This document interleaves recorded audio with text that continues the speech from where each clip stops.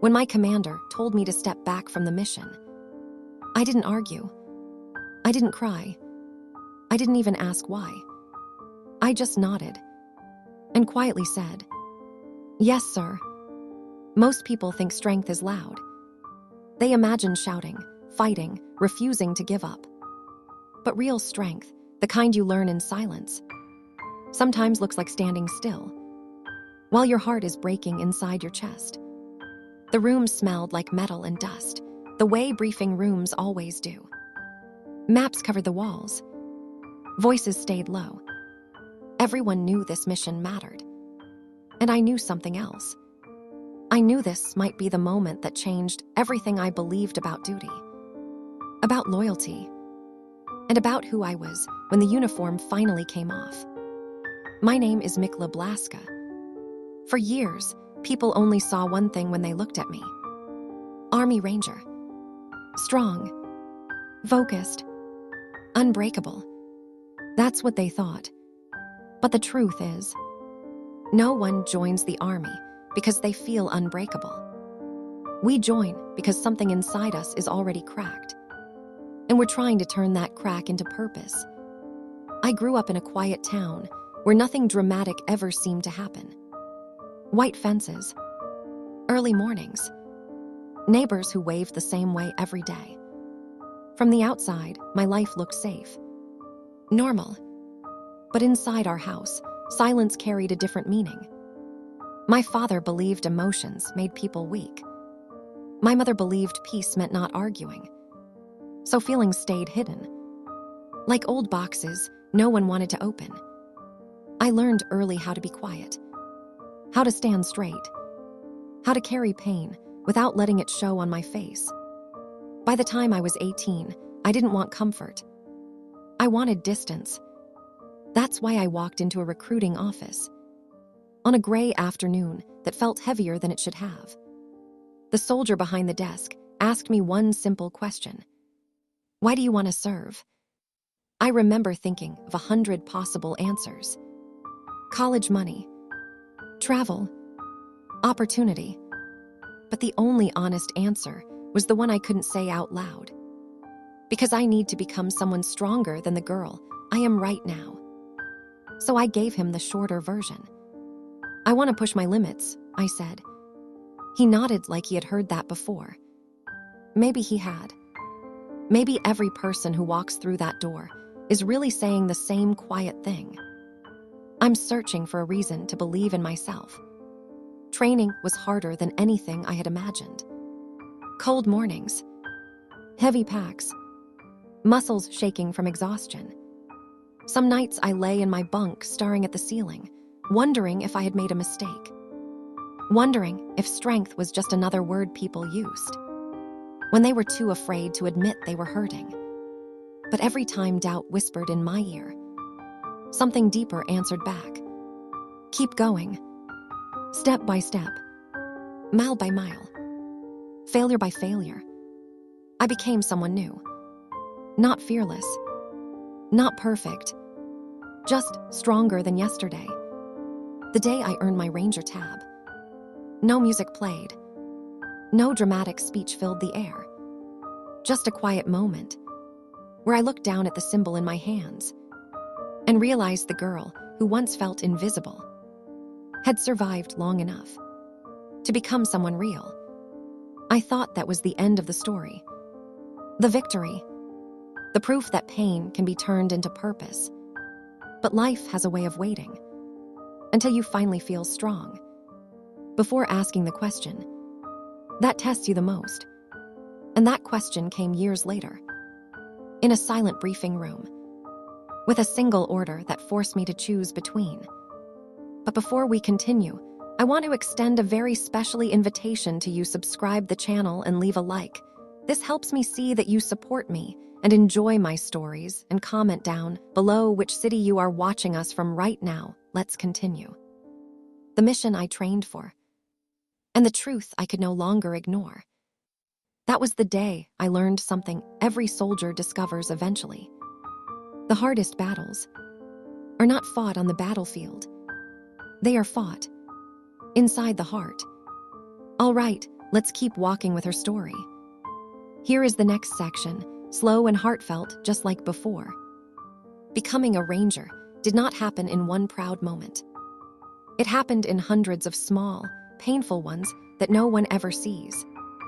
Before the tab, before the uniform felt like it truly belonged to me, there was only training and the quiet question that followed me everywhere. Do you really deserve to be here? Ranger school was not just about strength. Plenty of strong people quit. It was about continuing when your body had already decided to stop. Sleep disappeared first, then comfort, then time itself. Days blended together until the only thing that felt real was the weight of the pack on my shoulders and the sound of boots moving through dirt. Some mornings, the cold felt sharp enough to cut through bone. Other days, the heat wrapped around us so tightly, it was hard to breathe. No one complained out loud. We all knew the same truth. If you speak weakness, you might start believing it. But silence does not mean peace. Inside my head, doubt was always talking. You're too small. You're too tired. You don't belong here. Those words were not new. I had heard them in different forms my whole life. The difference now was that I had nowhere to run from them. So I kept moving. Step, breath, step, breath. Pain became normal. Hunger became background noise. Even fear began to feel familiar, like an old shadow walking beside me. And somewhere in the middle of all that exhaustion, something unexpected happened. I stopped trying to prove myself to other people. There was no energy left for pretending, no strength left for pride. All that remained was a simple, stubborn decision. Just don't quit today. Not forever. Not for glory. Just today. That small promise carried me farther than motivation ever could. There was one night I still remember more clearly than the rest. We had been moving for hours through darkness. The kind of darkness that feels heavy, like the world has closed its eyes. Rain soaked through everything. Boots, gloves, skin. My legs were shaking so badly. I wasn't sure they would take another step. For a moment, I imagined what quitting would feel like. Warm food, dry clothes, sleep that didn't end in shouted orders. The image felt almost peaceful. And that scared me. Because comfort, in moments like that, can pull you away from who you're trying to become. I remember looking up at the sky, even though I couldn't see the stars through the clouds, and whispering something I had never said before. Please, just let me finish. Not finish perfectly. Not finish first. Just finish. The next step hurt, and the one after that hurt more. But I kept going, and eventually, night became morning. That is how most victories really happen. Not in bright moments, but in dark ones, where quitting almost feels reasonable, and you choose not to. Weeks later, when it was finally over, we stood in formation, quiet and exhausted. Names were called.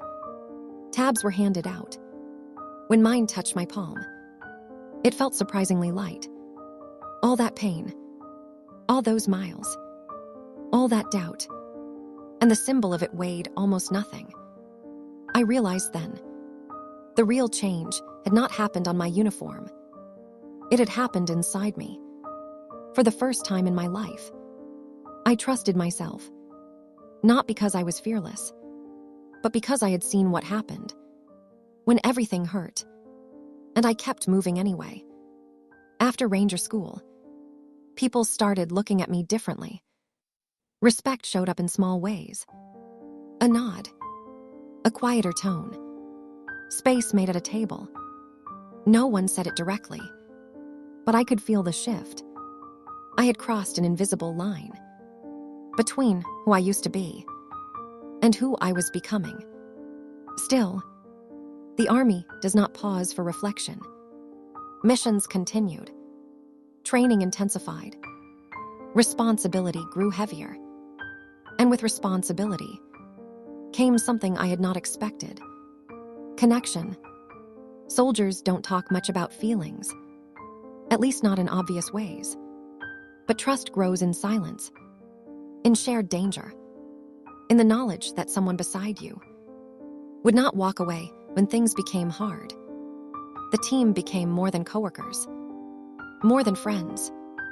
They became the people who understood the version of me the world outside would never fully see. And for a while, that felt like enough. Purpose during the day, exhaustion at night, no space left for old memories. I thought maybe this was healing, or something close to it. But buried pain has patience. It waits quietly until life becomes still enough for it to be heard again. And that stillness came on an ordinary evening. That did not feel important at first. No alarms, no shouting, no danger. Just a letter, sitting alone in my locker. The handwriting was familiar, careful, gentle. My mother. I hadn't heard from home in a long time. Not because I didn't care, but because distance sometimes feels easier than reopening old wounds. For a long moment, I just stared at the envelope. Part of me wanted to hide it, save it for later, pretend it wasn't there. Because once you read words like that, you cannot unread them. And something inside me already knew. Whatever was written on that paper was about to chain the balance I had worked so hard to build between my past and my present. I finally opened it, with hands that were steadier in combat than they were in that quiet room. The message was short, too short. Your father is sick. He asks about you every day. If you can, come home. The world did not stop. Nothing dramatic happened. But inside my chest, something shifted. Just enough to let the past back in. And I understood in that quiet second. A truth no training prepares you for. You can outrun pain for years. You can bury it under duty, distance, and discipline. But one small piece of paper, one familiar handwriting, can bring your entire heart back to where it started. And that was the moment. The next battle began. Not on a battlefield, not in uniform, but inside a daughter who suddenly had to choose between the life she built and the home she left behind. All right, let's keep going slowly and honestly. I read the letter 3 times before I truly understood the words. Not because they were complicated. They were simple. Too simple. Your father is sick. He asks about you every day. If you can, come home. In the army, messages are usually clear, direct, precise. But this one felt different. It carried something heavier than information. It carried time, regret, and a question no one wanted to ask out loud. For a long moment, I just sat there on the edge of my bunk, the paper resting in my hands like it might disappear if I blinked. Around me, life kept moving. Boots in the hallway, voices laughing somewhere far away, a door closing softly. Normal sounds, ordinary sounds. But inside me, nothing felt normal anymore. I had spent years building distance from home. Not in anger, not in rebellion. Just quietly, carefully, like someone stepping away from a place that holds too many memories. Duty made that distance easier. Training filled the silence. Missions gave me reasons not to think about what I left behind. But now the past was no longer quiet. It was calling my name in my mother's handwriting. And I didn't know how to answer. That night, sleep would not come. I lay on my back staring at the ceiling, counting the slow rhythm of my breathing, the same way I had during long field exercises. Inhale. Exhale. Stay calm. But calm is harder to find when the battle is inside your own chest. Memories kept returning. Not the loud ones. Not the painful arguments. But the small, ordinary moments I had tried to forget. My father fixing something in the garage. Pretending not to notice when I watched him. The way he cleared his throat before saying something important. How he always stood a little straighter whenever I walked into the room in uniform. He was never good with words. Neither of us were. Silence was the language we both understood best. And now, time was running out to say the things silence had hidden for years. The next morning, training continued like nothing had changed. Orders were given. Equipment checked. Plans reviewed. I followed every instruction perfectly. Muscle memory is powerful that way. From the outside, I looked steady, focused, exactly the soldier I had trained myself to be.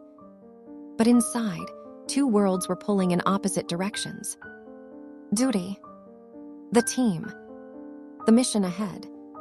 People who depended on me to be present, not distracted. And home, a hospital room I couldn't see. A father growing weaker, somewhere far away. A goodbye that might happen without me. Both mattered. Both felt impossible to abandon. No training manual explains how to choose between them. I finally went to speak with my commander late that afternoon. The walk to his office felt longer than any march I had ever done. Not because of distance, but because I already knew this conversation would change something. He looked up when I knocked. "At ease," he said gently, noticing the letter in my hand before I even spoke. Commanders learn to read silence. It's part of the job. "My father is sick, sir," I said. The words felt strange in my mouth, like they belonged to someone younger, someone who still needed permission to feel. He nodded slowly. No surprise. No judgment. Just quiet understanding. "How bad?" he asked. "I don't know," I admitted. And that's the problem. The room stayed still for a few seconds. Long enough for the truth to settle between us. "You're on the upcoming mission," he said carefully. "You know what that means?"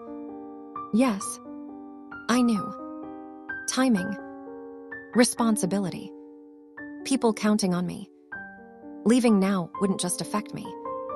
It would affect everyone beside me. "I know, sir." My voice sounded calm. But inside, everything felt fragile. He studied me for a moment. Not as a commander, but as someone who had probably faced a similar choice once. Finally, he spoke quietly. "If you go home, you may miss the mission." A pause. "If you stay, you may miss your chance to say goodbye." There it was. The truth. Simple and impossible. No right answer. Only consequences. When I left his office, the sky outside was turning orange with sunset. Beautiful. Peaceful. The kind of evening that makes the world look gentle. Even when it is. I sat alone on a bench near the barracks. The letter folded carefully in my hands again. For years, I had believed strength meant endurance. Staying. Pushing forward. Never stepping away. But now another question was forming. Quiet. Persistent. Impossible to ignore. What if strength also means knowing when to go back? The thought scared me, because going back meant facing emotions I had trained myself to outrun. Apologies never spoken. Love never expressed. Time already lost. And the deepest fear of all, what if I was already too late? Night fell slowly around me, wrapping the base in soft darkness. Lights flickered on in distant windows. Voices faded. Silence returned. I realized something then. Something simple but heavy. Battlefields are not the only places where lives change forever. Sometimes the real turning points happen on quiet benches, under ordinary skis, with nothing but a folded letter and a heart that must decide what kind of courage it truly believes in. I didn't have the answer yet, only the question, and morning was coming, whether I was ready or not. The next morning, I woke before the sun. The sky was a muted gray, soft and heavy. I couldn't hear anyone else moving. It felt like the world had paused, waiting for me to decide. I sat on the edge of my bunk, staring at the letter again. The words blurred as tears pricked my eyes. Your father is sick. He asks about you every day. If you can, come home. Every training lesson I had ever learned, the endurance, the discipline, the steel-like focus, didn't seem to help. This was a mission I could not plan for. A battlefield with no map. No objective markers. Only my own heart pointing in a direction I was terrified to follow. I tried to think like a soldier. What would duty demand? My team. The mission. The people counting on me. But duty, as I realized, does not erase love. It cannot erase a father's voice calling softly in your memory. It cannot erase the ache of absence, of knowing someone is waiting and you are far away. I walked to the locker room. Every step felt heavier than the miles I had run in the field. I saw the team preparing for the mission. Boots polished, gear ready, faces focused. They were counting on me. And I wanted desperately to be the soldier they needed. The one who never faltered. The one who would never look back. But part of me had already looked back.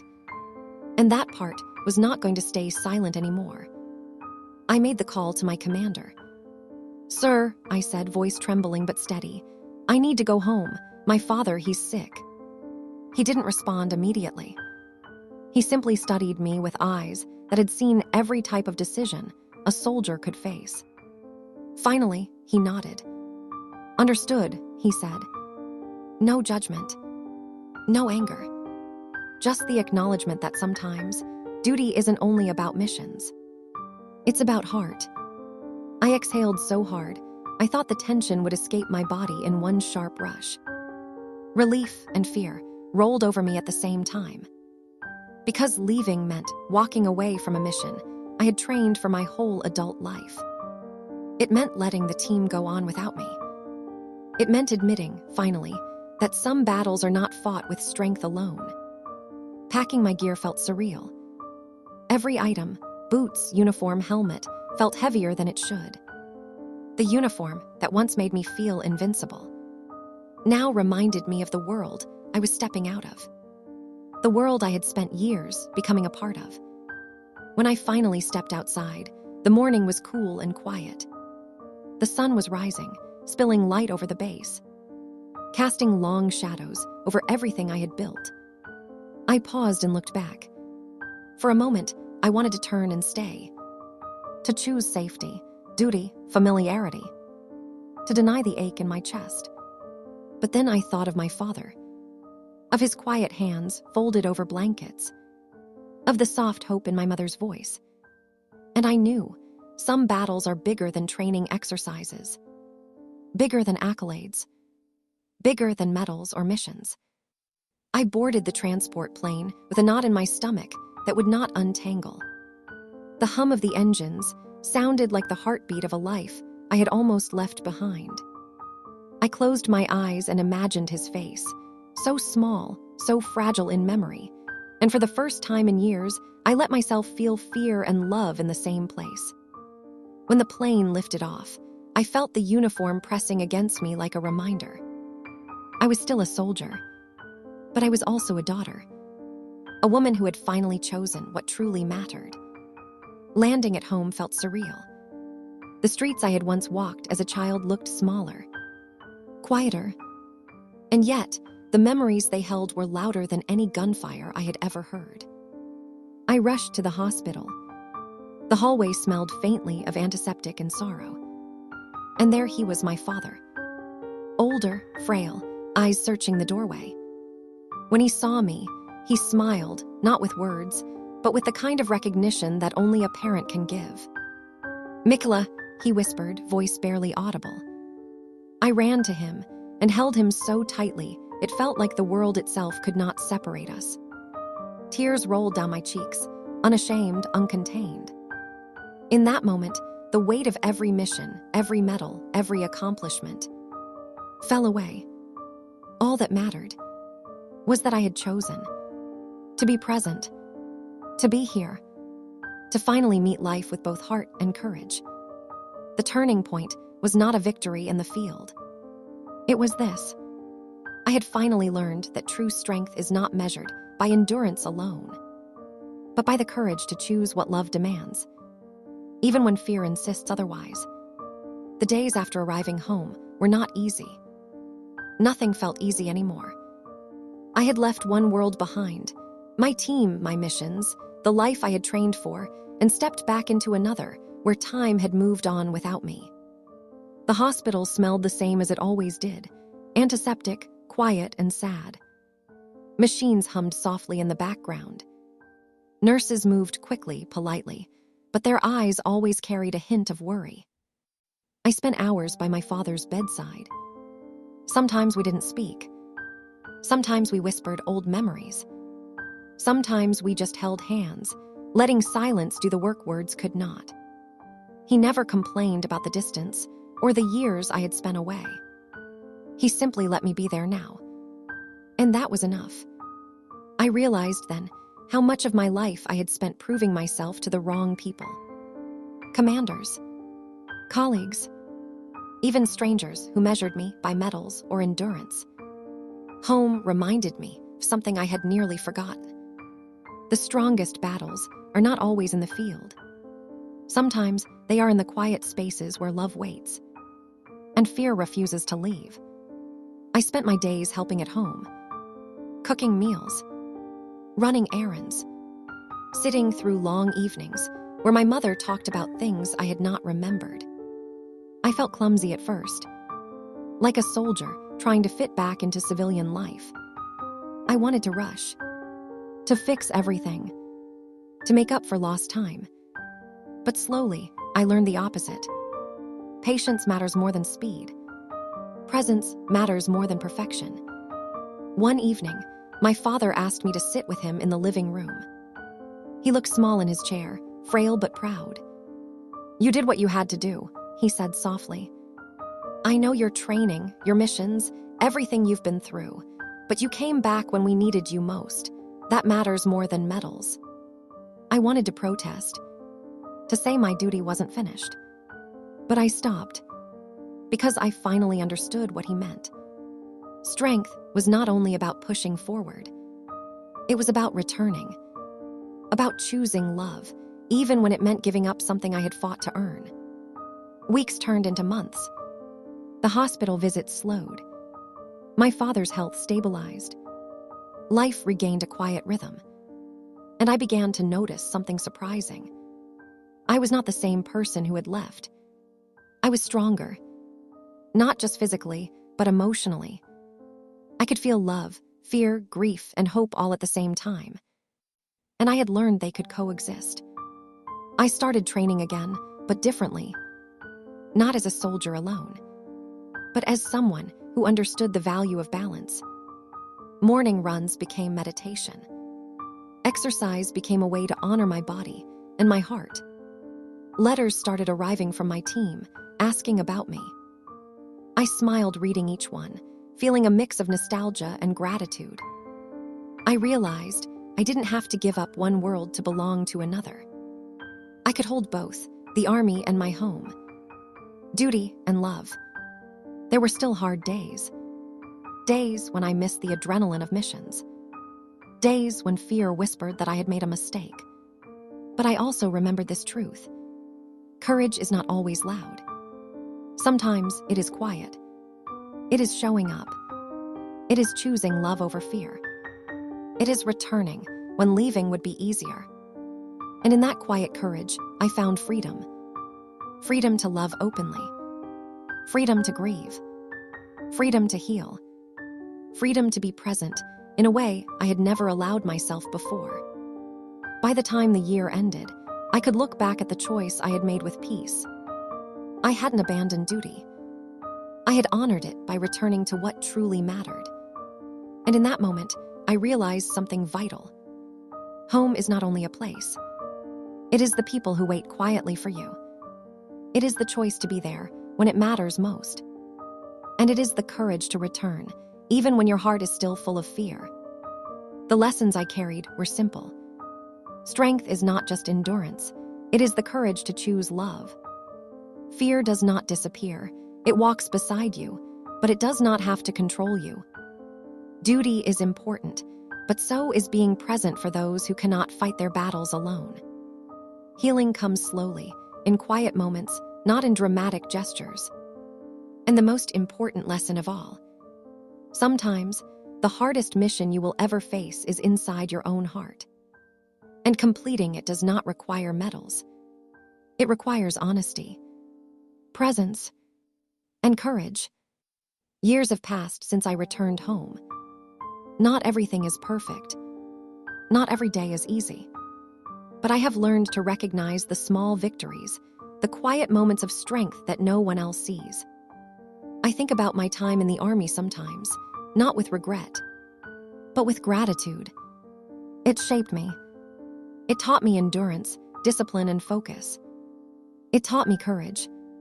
But home taught me something different. It taught me love, patience, the kind of bravery that does not roar, but whispers quietly in your chest, saying, "You are doing the right thing." I watch my father now, and sometimes I see the young girl I used to be reflected in his eyes.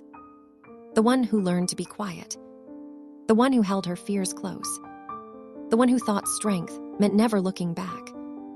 I hold his hand, and I realize true strength is not in avoiding pain. It is in facing it, in returning, in loving even when fear says you cannot. I still train. I still push myself physically and mentally. But it is no longer only about proving something to the world. It is about honoring the people I love and honoring myself. Sometimes, I meet young soldiers and see the same determination I once carried. They ask me quietly about courage, about making choices, about what it really means to be strong. I tell them the truth. Strength is not always loud. It is often quiet. It is the courage to return when leaving would be easier. The courage to choose love when duty pulls in another direction. The courage to be honest with yourself, even when it terrifies you. I smile when I tell them this, because I know I lived it. I learned it, and it changed me. The girl who once ran from everything she feared now walks with her head held high, not because she is unafraid, not because she has all the answers, but because she knows this. Home is not just a place. Home is the people who wait for you.